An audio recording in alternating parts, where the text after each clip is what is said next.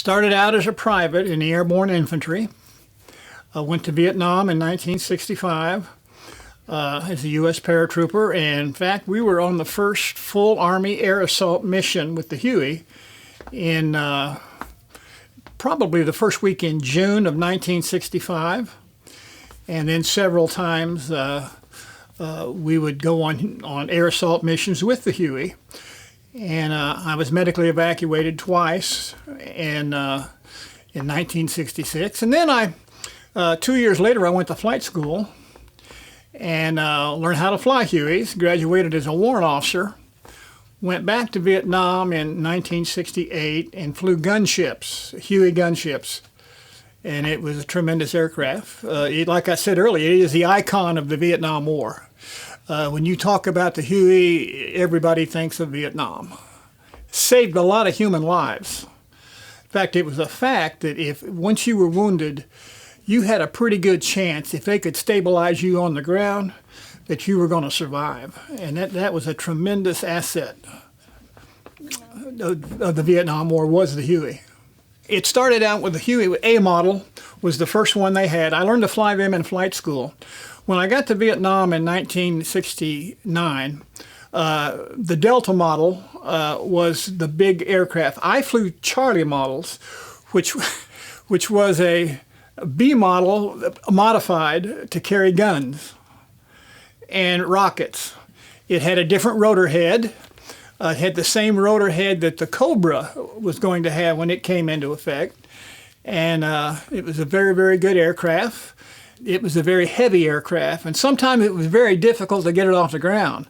When you got a crew chief and a gunner and all the ammunition on board, plus your two pilots, you were pretty much a gross weight. And with the high density altitude in Vietnam, always hot and humid, the air was very thin, and it was sometimes very hard to get that aircraft off the ground. And interesting times, one time I remember our crew chief literally had to run alongside of it until we hit translational lift, and he jumped on board real quick, and then we got off. Later, I flew the brand new H model, had an L-13 engine in it, which was a lot of horsepower, and it was a beautiful aircraft to fly.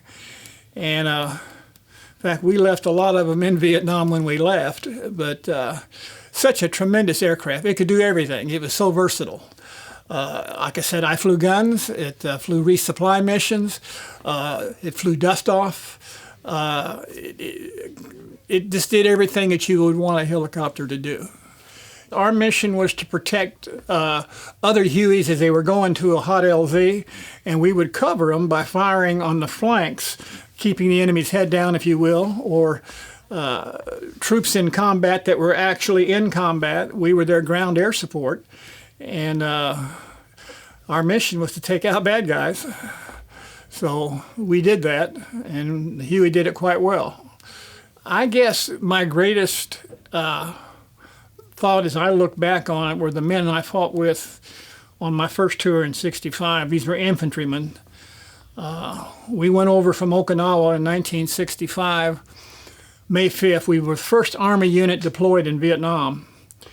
And we had a line company of about 199 infantrymen.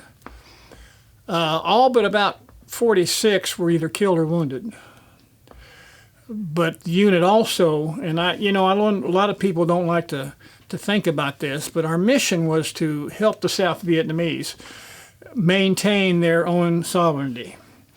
And in doing so, we had to fight. And we did receive the Presidential Unit Citation for the highest body count in Vietnam at that time. And people don't like to talk about that, and I understand that. But it was still something that we had to do, and we did it quite well. I learned integrity, attention to detail,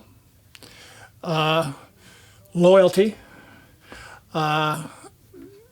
These things are important, and not only did I learn them there, but thankfully, God allowed me to carry them forward to civilian life, and it's always been an asset.